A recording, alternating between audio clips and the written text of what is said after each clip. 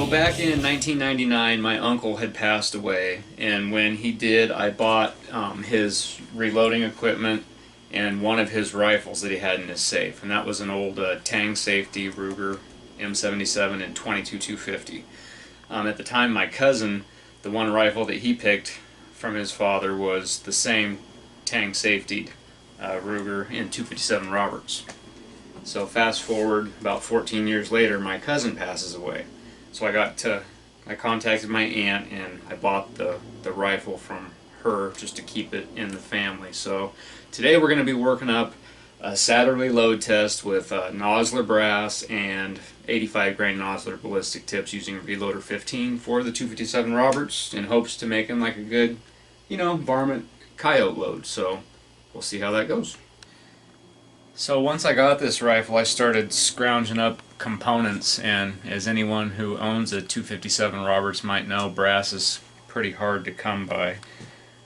Remington and Winchester never seem to make a run of it anymore, unless you make it yourself or can buy it from someone that's made it. Nosler is about your only choice. Not cheap, but I figured as much as I'm going to shoot this rifle, I'll just bite the bullet and buy a box of 50. I think it was like 75 bucks. Anyway, it seems to be pretty nice quality brass, real consistent. The weights didn't vary much. All the primer pockets are nice and uniform. The flash holes have been drilled out, so it seems like pretty nice stuff. It's fully prepped, been sized, chamfered, deburred. When you open a box of Nosler brass, all you got to do is throw a primer in it, some powder, load it up, ready to roll. So we're going to go ahead and get 10 cases sized up, run my powder charges of the Reloader 15, and we'll put some Nosler 85 grain ballistic tips on top and run out and get these over the chronograph. So we're using the Hornady lock and load overall case gauge tool to figure out where the optimal seating depth for our bullets. So Hornady sells these, the modified cases. You can make them yourself if you have a lathe. So anyway, you just drop your bullet in there. This will drop your bullet on the floor just like so.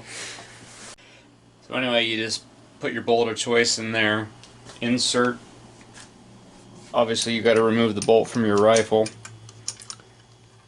Slide that into the chamber until it stops. Release the little set screw here.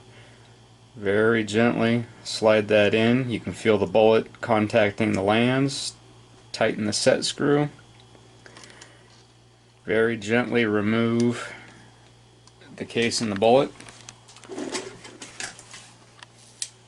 Now if you don't already have these, I suggest you get yourself a comparator set. You're measuring the overall length off of the ogive of the bullet, not the tip of the bullet.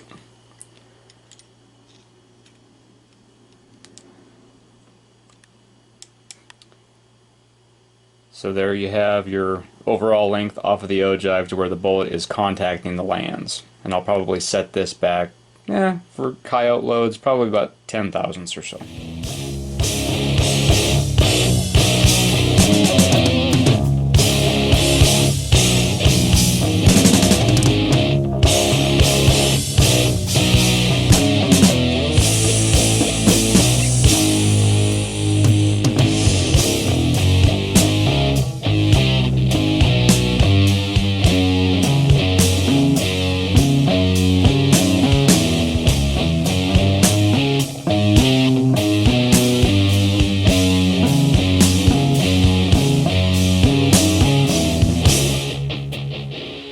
So we've had a lot of people ask us that are pretty skeptical on being able to work out a new load with just 10 rounds right off the bat with new products, new bullets, new powders.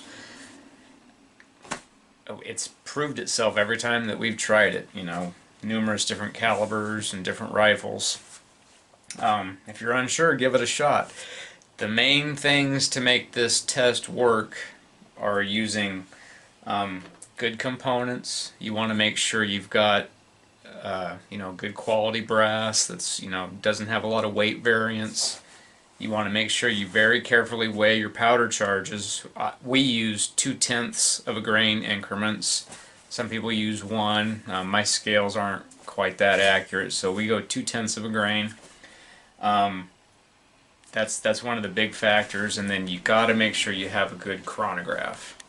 I really suggest the Magneto Speed if you can afford one. The Sporter version really isn't that expensive.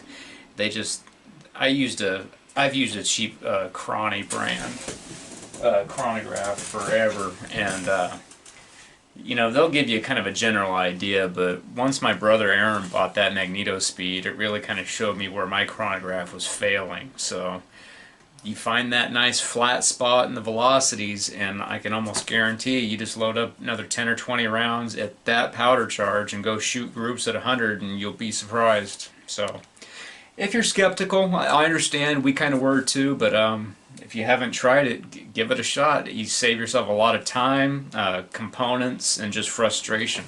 So give it a whirl.